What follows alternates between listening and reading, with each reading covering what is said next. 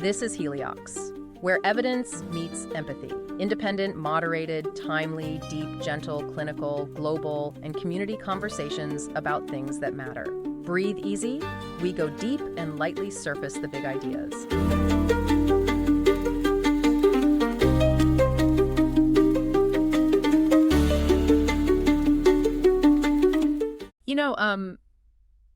Usually when we think about how our society values things, we look straight to the physical world. For centuries, if you wanted to measure wealth or power, you pointed to something you could physically touch, like a vein of gold or a fleet of ships or an assembly line churning out steel. Right. It was very binary. It was visible. The global economy, for almost all of human history, has been built entirely on the scarcity of atoms. Physical things. Yeah, exactly. You had the asset or you didn't. But then you step into the digital age and suddenly that whole system of measurement is just completely broken. Oh, it was shattered. We're looking at a landscape where the most valuable commodity on Earth isn't pulled from the ground anymore. It's pulled from us. We are living in what you could call a digital strip mine, and the resource being extracted is our attention.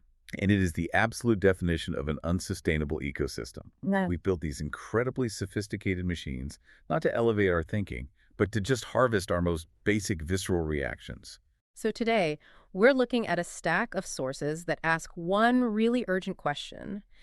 How do we stop artificial intelligence from treating us like a digital strip mine and instead force it to actually reward human genius? That is the core of it, yeah. We're going on a deep dive into how one man and an entire nation are trying to build an escape hatch from the attention economy to an innovation economy. And the sources we have on the table are fascinating. Yeah, we have a visionary 2025 paper by Scott Bleakley called Architecting an Innovation-Based AI Economy. We are also examining the massive, newly released 2026 policy document, which is Canada's National Artificial Intelligence Strategy, AI for All, spearheaded by Minister Evan Solomon. Right. And to anchor all of this, we have this really provocative philosophical excerpt titled The Rising Tide, Human Invention in the Age of AI. So, okay, let's unpack this. The mission today is huge. The stakes here really couldn't be higher. Because, this isn't a conversation about software updates. Yeah. It's about the fundamental architecture of human thought in the 21st century. Yeah. If we get the underlying structure of these systems wrong, we run the risk of permanently degrading our capacity for deep, compounding innovation. To really wrap our heads around this, I don't want to start with massive government policies. I want to start with a deeply personal origin story. We need to look at Scott Bleakley, because his journey explains exactly why the current system feels so, broken for all of us. Bleakley provides the perfect lens for this, honestly. He submitted his paper to the federal government's AI survey in October of 2025, but his perspective isn't just theoretical. He has been developing AI for over 40 years. Let's just pause on that for a second. 40 years, if you're listening to this right now, think about what computers looked like 4 decades ago. Mid-'80s, we're talking basic mainframes for most people. Exactly. Bleakley was working in the absolute trenches of artificial intelligence when most of the world thought of it as just a gimmick from a sci-fi movie. And on top of that, he's a podcaster. He hosts a show called Heliox. And crucially, the sources note he is a SOCAN member. And I would argue that SOCAN membership is the master key to his entire philosophy here. Right. So for the listener who might not know, SOCAN is the Society of Composers, Authors, and Music Publishers of Canada. It's the organization that tracks music royalties. Exactly. If you write a song in your basement and a year later it gets played on a radio station in Vancouver, SOCAN is the entity that tracks that play and ensures you, the original creator, actually get a check. SOCAN is fundamentally an architecture of attribution. It exists to solve this massive logistical problem of how you track intellectual property as it moves through the invisible airwaves of a culture. Yeah, which is incredibly hard to do. It is. So when you understand that Bleakley comes from that world, a world obsessed with fair compensation for original thought, his critique of current AI suddenly snaps into focus. Because current AI does the exact opposite of what SOCAN does. Bleakley argues that the AI we use today is hopelessly broken because it is entirely beholden to the attention economy. It's that old newsroom adage of if it bleeds, it leads. But, baked into the code of a supercomputer. He identifies the mechanics of this flaw brilliantly. The attention economy does not care about truth. And it certainly doesn't care about deep systemic innovation. It cares about engagement. period. Just keep scrolling. Right, just keep clicking. It harvests human activity simply to amplify our attention, serving us the most current, emotionally visceral material possible. It values recency and outrage over deep, compounding thought. Think about your own daily life. You open a social media app or you query a chatbot, and the system isn't actually trying to make you smarter, it's trying to keep you there. It's feeding you whatever is going to trigger a dopamine hit or a spike of adrenaline. And here's the technical tragedy of that. Large language models are trained on the internet.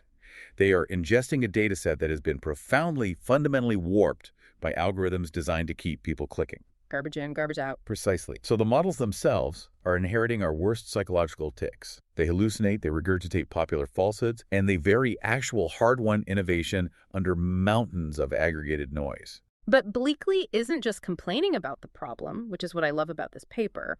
He's proposing a radically new architecture. He wants to shift us to an innovation-based AI economy.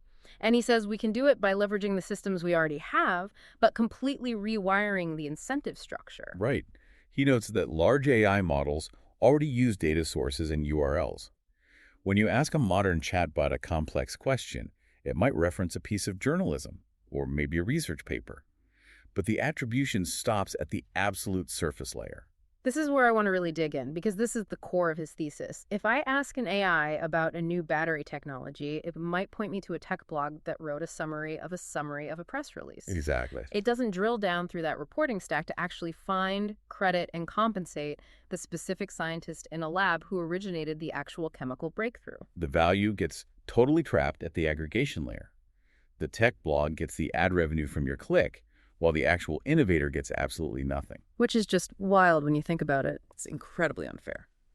So Bleakley proposes an architecture built on 3 pillars to fix this: recognition, payment on use, and what he calls durability. Okay, let's unpack these. Recognition and payment make intuitive sense. It's the SOCAN model we just talked about. But durability, what does that actually mean in the context of a neural network? Bleakley compares durability to the Nobel Prize.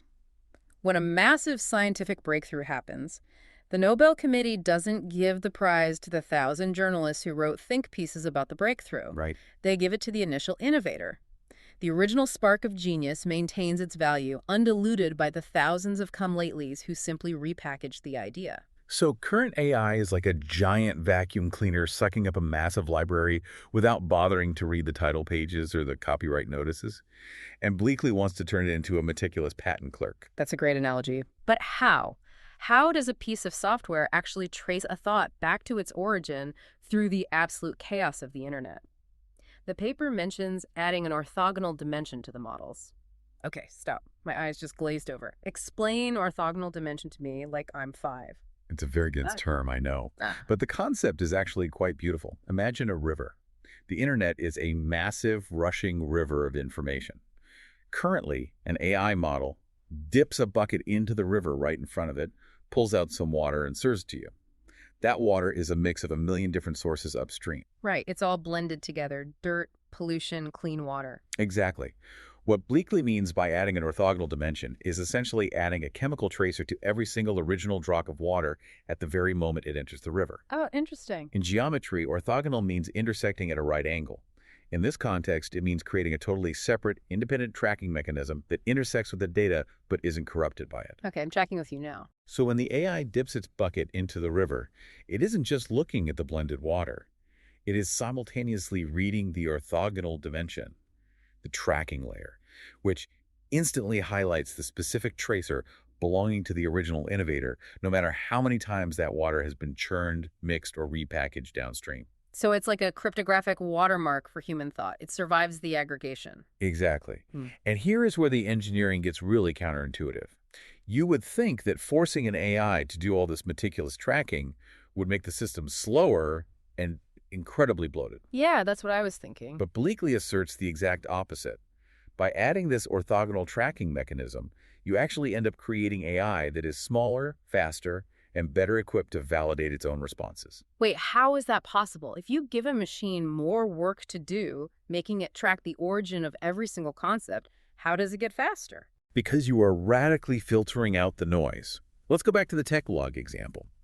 Instead of the AI having to computationally sift through 10,000 aggregated, slightly altered versions of the same battery breakthrough to figure out what is true, it simply anchors itself to the verified original node of innovation. Oh, wow. It ignores the 10,000 blog posts.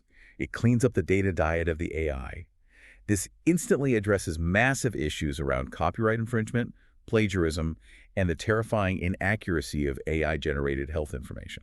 It fundamentally changes the diet of the machine from junk food to pure protein. Precisely.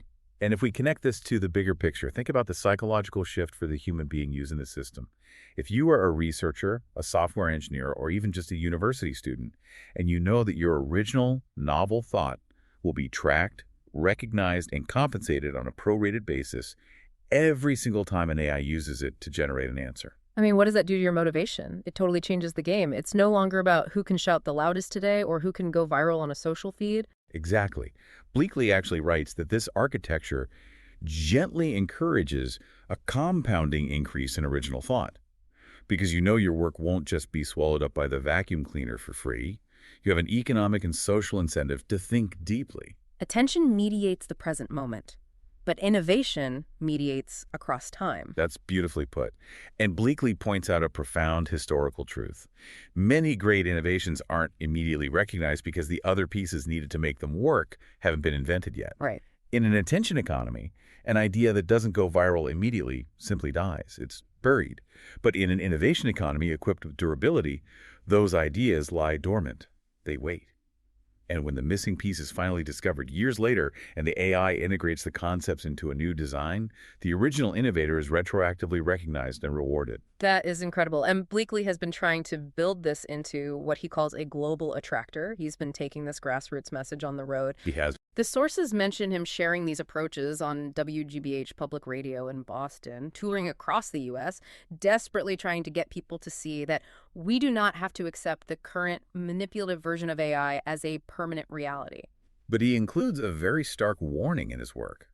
This only becomes a global attractor if a nation actually steps up to lead it. If a country implements this kind of architecture last, they just become passive consumers of someone else's extractive system.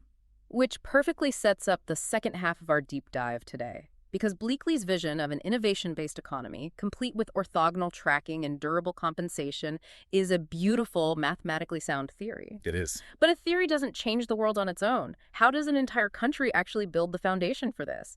You can't just flip a switch and install a new dimension into the global internet. You need massive infrastructure, you need new laws, and most importantly, you need a population that actually understands what is happening. And to see how a nation is grappling with this exact challenge, we have to look at Canada. Yes. And looking at Canada requires us to confront a really fascinating, almost tragic historical paradox.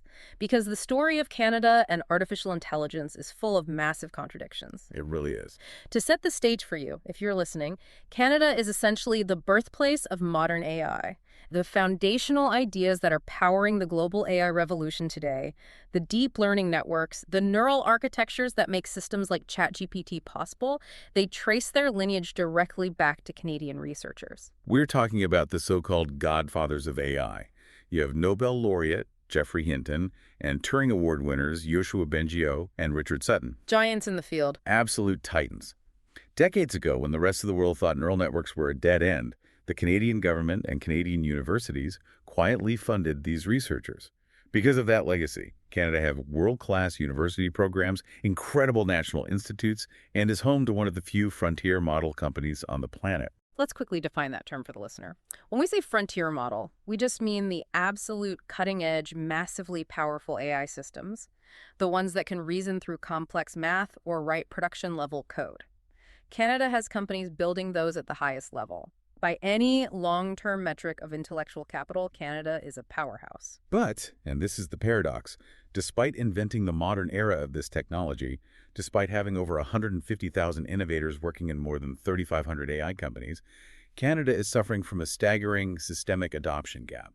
The statistics in this 2026 strategy document are incredibly sobering. Between mid-2024 and mid-2025, only 12% of Canadian businesses used AI to produce goods or services. Just 12%. And if you look at small and medium-sized enterprises, SMEs, which make up the vast majority of the Canadian economy, That number drops to about 8%.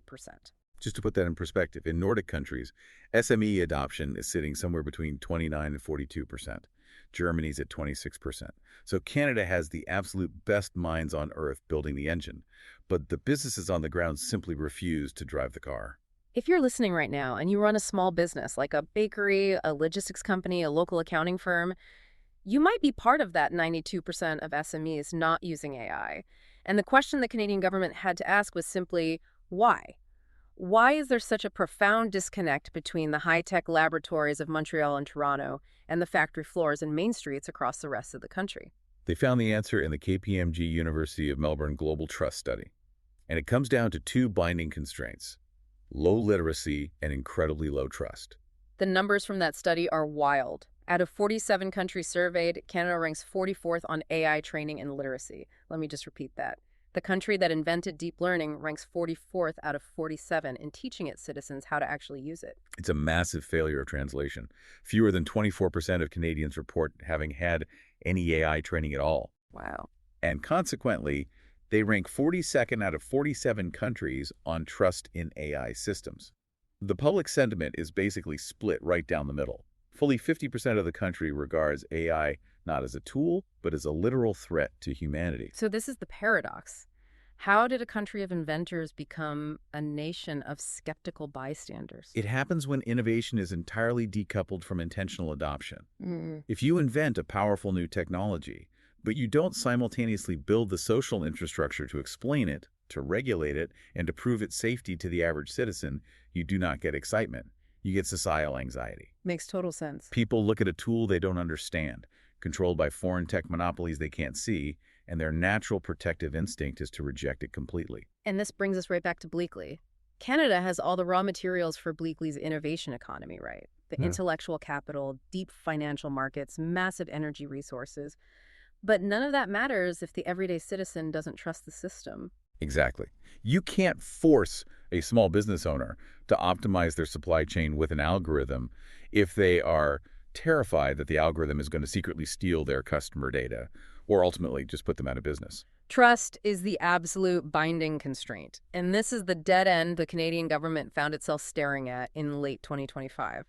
They realized that if they didn't actively intervene to bridge this massive gap between the high-tech innovators and the everyday citizens, the country was going to miss out on the most significant economic transformation since the Industrial Revolution. And that realization is what birthed the 2026 strategy.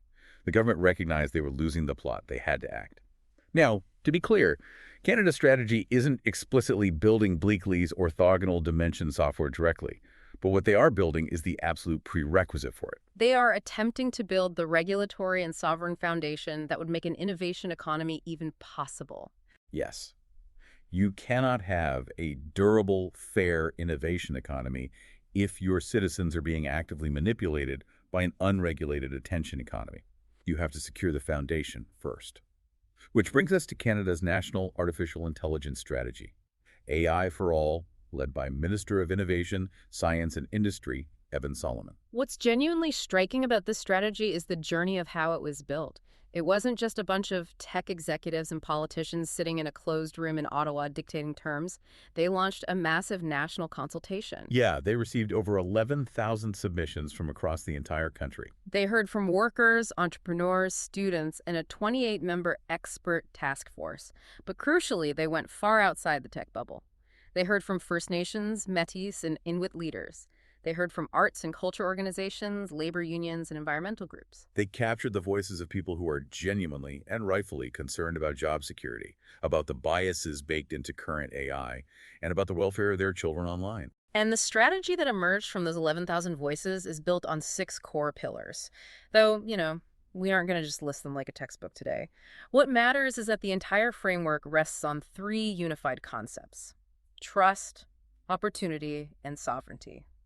And they tackle that massive trust deficit right out of the gate. Yeah, the very first section of this policy is entirely focused on protecting Canadians and safeguarding democracy. The document does not shy away from the darker realities of the attention economy at all. It explicitly calls out the severe threats posed by deepfakes, synthetic media, and AI-generated disinformation. The strategy highlights how these tools are already being weaponized, particularly as forms of online violence against women and children, and how they threaten the fundamental integrity of democratic elections. It's a very clear-eyed acknowledgement that you can't just run a PR campaign telling people to use AI, you have to legally protect them from its abuses. To do that, the government is dropping a $50 million investment to expand the Canadian AI Safety Institute. They are introducing aggressive, new online safety laws. They are modernizing consumer privacy legislation to establish a fundamental right to privacy. And they are going after the specific manipulative practices that define the worst parts of our current digital economy. Like, for example, they are reforming privacy laws to explicitly crack down on surveillance pricing. Oh, this is a big one. Let's explain surveillance pricing, because this is something that infuriates people when they realize it's happening to them. Surveillance pricing is when a company uses an algorithm to secretly analyze your personal data, your browsing history, your location, your past purchases, to calculate exactly how much you, specifically, are willing to pay for a product. It's so creepy. It is. And then the algorithm charges you a higher price than it charges the person sitting next to you for the exact same item. It's the ultimate weaponization of data against the consumer, and the government is stepping in to make that illegal. They are also investing heavily in watermarking technologies for AI-generated content. The goal is that a citizen should always instantly know when they are interacting with a machine versus a human being. Right. Now, I have to push back here a little bit. Watermarking sounds great in a policy document, but in reality, can't bad actors, scammers, or foreign intelligence agencies just strip the watermarks off their deepfakes? Are these government safety protocols actually functional, or is this just, bureaucratic theater? It's a very fair critique. Technological watermarking on its own is imperfect, and bad actors will always try to bypass it. But the strategy isn't just relying on software, it's creating a regulatory liability framework. Okay, what does that mean in practice? If a social media platform allows unwatermarked synthetic media to proliferate, the platform itself becomes legally and financially liable under these new laws. By shifting the penalty to the distributors, you force the major platforms to enforce the watermarking on their end. Okay, so it's about creating a legal choke point. Exactly. And this gets to the core philosophy of the document. Trust. Trust is the North Star. We often frame safety and technological progress as opposing forces. The idea that if you regulate AI, you stifle innovation. This strategy argues the exact opposite. How so? It argues that a population that feels legally protected from algorithmic harm will adopt new technologies much faster and more deeply than a population living in constant fear of being manipulated. That makes total sense intuitively. If you think a new suspension bridge is going to collapse because there are no building codes, you don't drive your truck over it, no matter how much time it saves your commute. Right. And if we connect this back to Bleakley's vision of an innovation economy, if you build systems that actively protect equity-seeking groups, like indigenous peoples, from algorithmic bias, you aren't just engaging in corporate social responsibility. You're actually building a better tool. You are doing the hard structural engineering work of creating a more robust, accurate AI model. You are forcing the model to recognize diverse realities, which fundamentally breaks it out of the narrow, manipulative loop of the attention economy. Okay, so the government has established the safety net. They are defining the legal protections to build trust. But you can't just regulate a technology into prosperity. To prove this strategy isn't just a theoretical exercise in Ottawa, we have to look at how this money actually hits the dirt, the factory floors, and the hospitals. We need to look at the opportunity side. This is where the strategy transitions from playing defense to playing offense. It focuses on empowering workers and powering shared prosperity. And the human stories embedded in this policy are just incredible. The government report highlights exactly what AI looks like when it's actively built to serve human needs, rather than just harvest our clicks. Take Dr. Robert Chen, a pediatric cardiologist in Halifax. Dr. Chen's story is the perfect example of applied pro-human AI. Picture a waiting room in Halifax. You're a new parent, and a doctor tells you your newborn baby has a heart murmur. But because of backlogs in the medical system, you have to wait 6 agonizing months to get a specialist to look at an echocardiogram to tell you if your baby's going to be okay. It's terrifying. Dr. Chen saw that bottleneck, and he saw the psychological toll it was taking on parents. So he built an AI application specifically trained to analyze and diagnose heart murmurs in newborns. The impact of a tool like that is profound, and it ripples outward. First, you are drastically cutting down wait times. You are relieving unimaginable anxiety for parents who get answers in days instead of months. And from a macroeconomic standpoint, you are saving the healthcare system tens of millions of dollars by triaging patients effectively, allowing the human specialist to focus on the truly complex cases. Or look at the agricultural sector. The strategy highlights a Canadian company called Croptomistic. If you're a farmer, fertilizer is one of your massive recurring costs, and over-fertilizing damages the local watershed. Croptomistic uses AI to help farmers precisely map their soil conditions foot by foot. The AI analyzes the data so the farmer can apply exactly the right amount of fertilizer, only where it's strictly needed. It cuts the farmer's costs, reduces environmental runoff, and actually increases the total crop yield. And then you move from the farm to the manufacturing floor. Take Maya HTT, an advanced engineering firm in Quebec. They have executed over 200 industrial AI deployments. They are using physical AI to monitor and optimize advanced manufacturing lines in real time. What's the result? The result of that optimization is an average 17% increase in production line throughput. But the most vital metric, and the one the government cares about most, is this.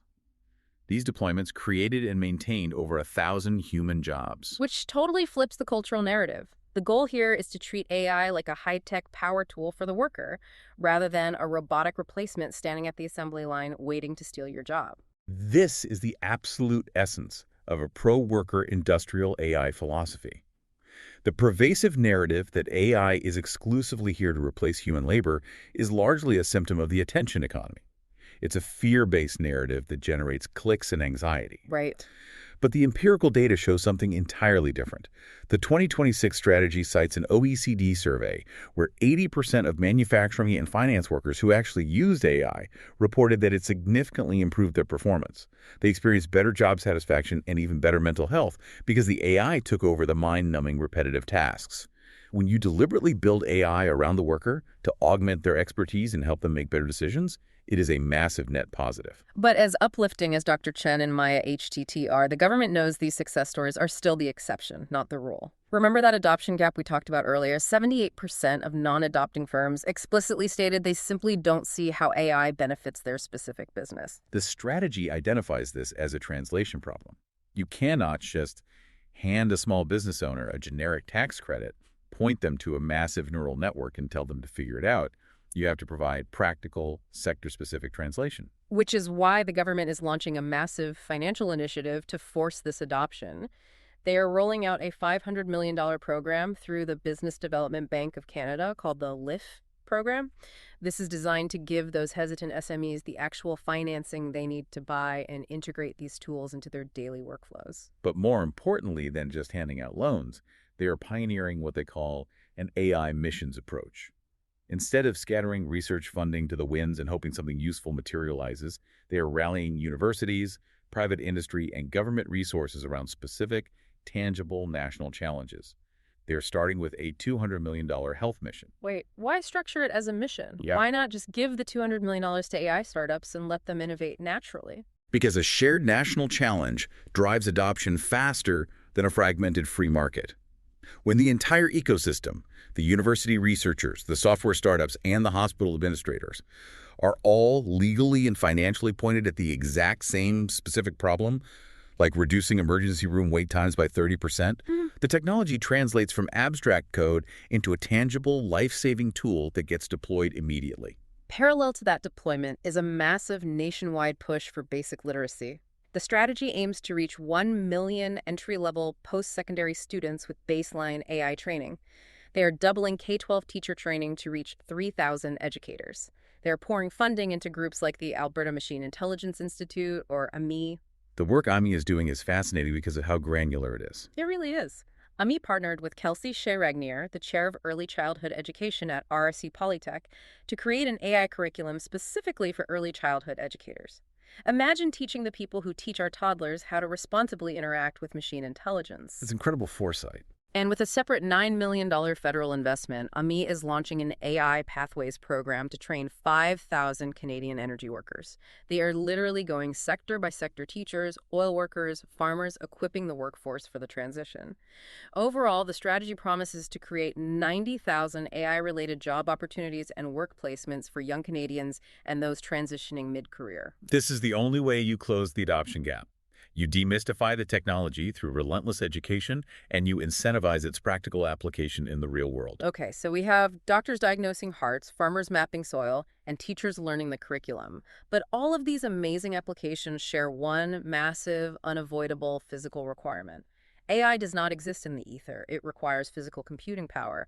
And this brings us to a very uncomfortable truth about where Canada's data actually lives today. This brings us to the concept of the Canadian Sovereign AI Foundation, and it addresses what is arguably Canada's most glaring strategic vulnerability right now.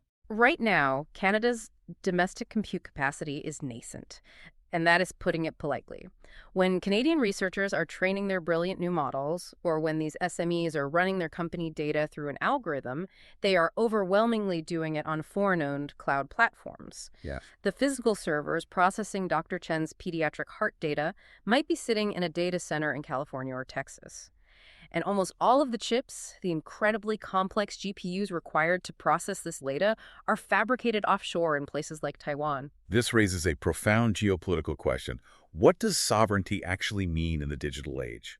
If the highly sensitive health data of your citizens, the proprietary soil data of your national food supply, and the intellectual property of your finest researchers are all being physically processed in foreign jurisdictions, subject to foreign legal regimes and potential surveillance, Yeah. are you truly an independent nation? Okay, I have to play devil's advocate here for a second. Is sovereign AI just a polite political way of building a digital moat? Isn't it incredibly inefficient for a country of 40 million people to try to build its own sovereign tech stack when massive global monopolies like Amazon or Microsoft can do it cheaper and faster?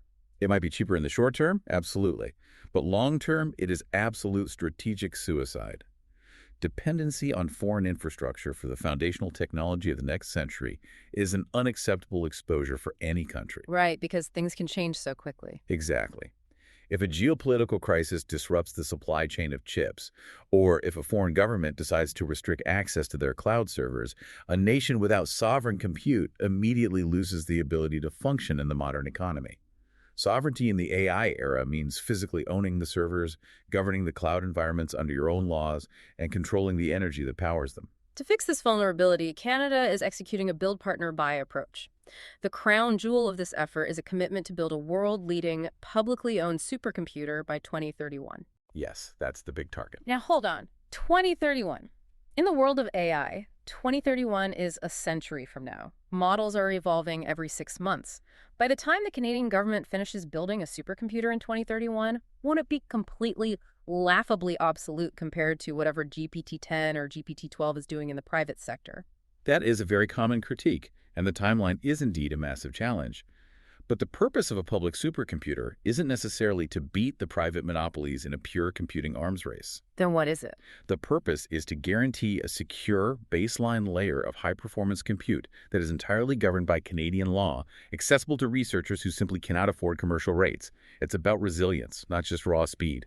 And they are bridging the gap to 2031 by launching a $700 million compute access fund today. How does that work? The fund specifically gives Canadian SMEs and researchers affordable, subsidized access to existing compute power. The goal is to stop the bleeding, to stop Canadian startups from handing over all their venture capital dollars to foreign hyperscalers just to rent server time. And here is where Canada has a distinct physical superpower that money literally cannot buy.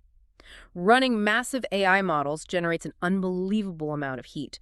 Cooling these data centers is one of the biggest bottlenecks and one of the worst environmental hazards facing the global tech industry today. It's a huge problem. You look at other countries trying to build massive hyperscale server farms in the middle of the desert, and they are consuming horrific amounts of water and electricity just to run the air conditioning to keep the machines from melting down. Yeah. It is ecologically devastating. Canada, however, has the cold northern climate. It's the supercomputers and the snow advantage.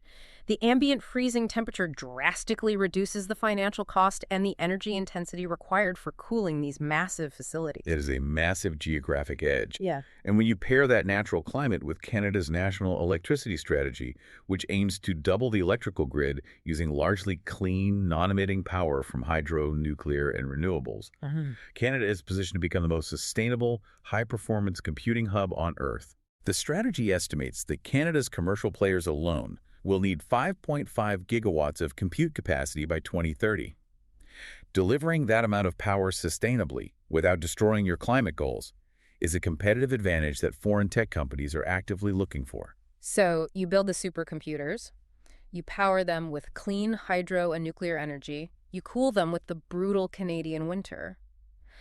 But a supercomputer is still just a very cold, very expensive piece of metal if you don't have human genius to program it. Exactly. And that leads us to the final critical piece of the puzzle: keeping the human talent and the financial value they create inside the country. Because historically, Canada has suffered from a heartbreaking brain drain. It's the classic tragic Canadian tech story. A brilliant researcher makes a breakthrough in Toronto or Montreal, maybe using public grant money. They start a promising company.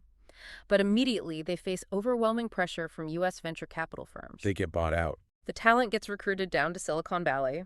The intellectual property is bought out for pennies on the dollar compared to its future value. And a company that was born in Canada ends up scaling and generating its massive wealth under a foreign flag. To stop this hemorrhage of value, the Canadian government is executing a radical policy shift. They are abandoning their traditional, hands-off, laissez-faire approach and embracing a highly strategic form of state capitalism. They are launching the $500 million Canadian Tech Growth Fund. And the mandate of this fund is fascinating because it isn't just about handing out government grants that disappear into the ether. The government is stepping in to provide flexible growth capital, and crucially, they are reserving the right to take actual equity stakes in promising Canadian AI firms. This is a huge shift.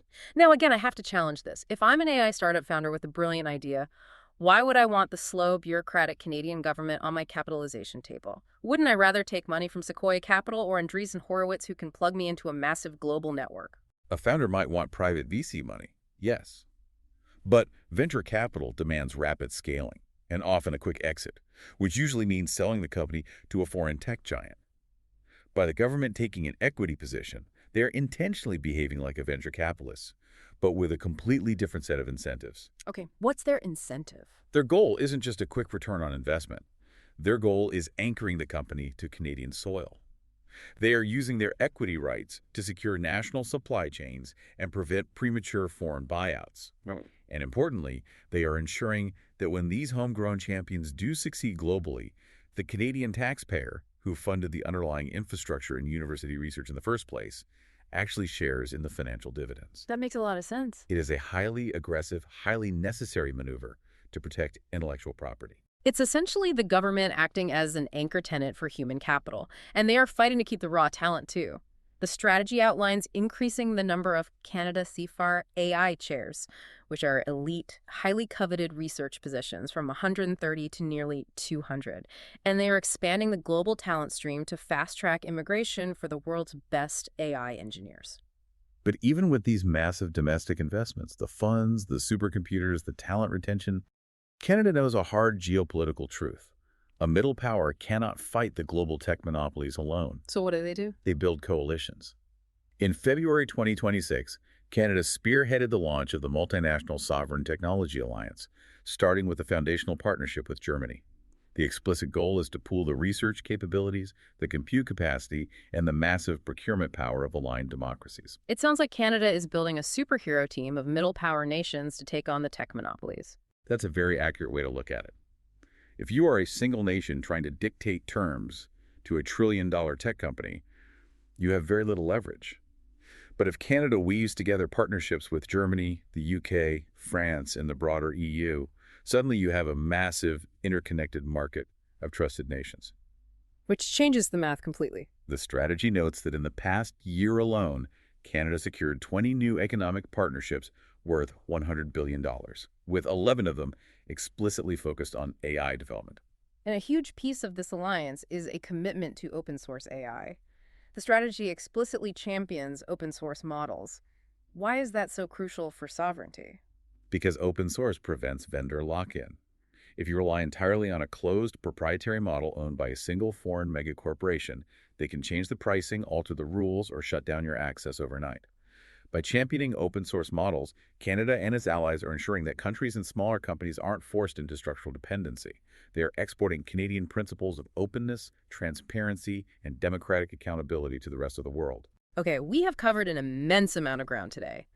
We started with Scott Bleakley's 40-year realization that the AI attention economy is broken, and his brilliant architectural vision for an orthogonal tracking system that ensures durable compensation for original thought. We examined how Canada is trying to build the prerequisite foundation for that kind of innovation economy. We looked at the paradox of a nation that invented the technology but struggled with a massive adoption gap. Right. We explored Minister Evan Solomon's 2026 strategy to close that gap by establishing baseline trust through aggressive safety laws and shared national missions in healthcare and agriculture. We looked at the sheer physical reality of sovereign AI building supercomputers in the snow, powered by a clean grid, and the radical, necessary step of the government taking equity stakes in homegrown champions to stop the brain drain, all while forging a global alliance of middle powers. It is a remarkable, sweeping narrative of a society recognizing its vulnerabilities and actively, aggressively mobilizing to reshape its future before it's too late. And I want to bring it all home with that excerpt from The Rising Tide, because it perfectly captures the stakes for you, the listener. The excerpt reads, "The machines are finally building an infrastructure that might fairly value us." The question is whether we'll have the courage and the educational systems, the economic incentives, and the cultural permission to become worth valuing in the ways they cannot replicate. The tide is rising. What are you building on high ground? That is the ultimate takeaway. When you strip away the supercomputers, the technical jargon, and the government policy documents, this entire AI strategy isn't really about machines at all. No. It is an urgent existential call for human beings to elevate themselves. It's a demand that we build our own literacy, that we cultivate our own original thought, and that we actively shape these tools to serve human dignity rather than allowing ourselves to be passively shaped by extractive algorithms. It's about ensuring that we, the users, are the empowered creators of the innovation economy, not just the disposable fuel for the attention economy. But before we go, I want to leave you with one final, slightly provocative thought to chew on. Ooh, I like where this might be going. When we were looking at Scott Bleakley's architecture for tracking and rewarding human innovation with that orthogonal dimension, he slipped in a very quiet, very profound detail at the end of his paper. He noted that as we build these models to respect intellectual property, it is increasingly important to include natural evolution and the AI themselves as innovators. That is a staggering implication. Think about it. As Canada and the world build these massive, sovereign, legally binding systems to meticulously track and compensate human genius, what happens on the day the AI generates a novel, world-changing scientific idea entirely on its own? It's coming.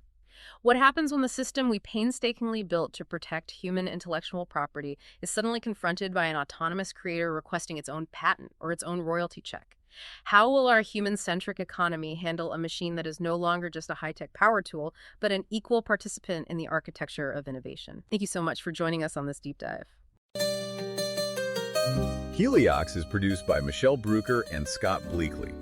It features reviews of emerging research and ideas from leading thinkers, curated under their creative direction with AI assistance for voice, imagery, and composition.